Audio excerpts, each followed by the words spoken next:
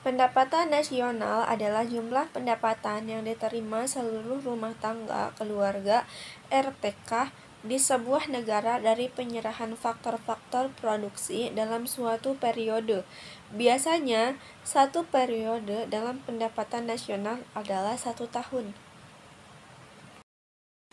Pendapatan nasional atau PN ini adalah total nilai dari semua barang dan jasa yang dihasilkan oleh faktor produksi, tenaga kerja, modal, dan sumber daya alam dalam suatu negara selama satu periode waktu tertentu, biasanya 1 tahun. Yang kedua, komponen pendapatan nasional. Pendapatan perorangan meliputi gaji dan upah, keuntungan usaha, serta bunga dan dividen dari investasi. Pendapatan korporasi, keuntungan yang diperoleh oleh perusahaan dari aktivitas produksi dan penjualan.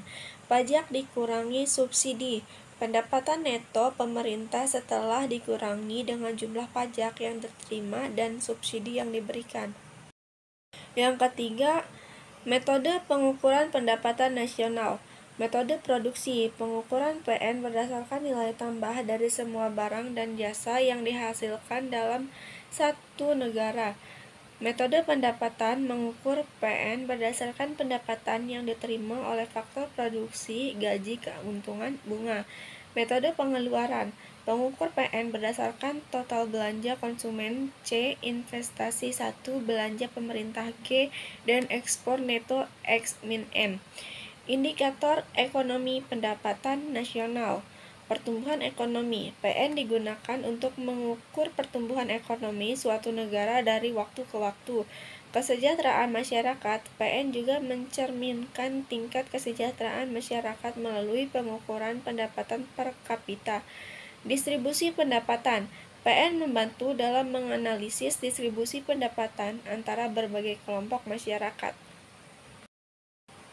Yang kelima, peran pemerintah dalam mengelola pendapatan nasional atau pengelolaan pendapatan nasional.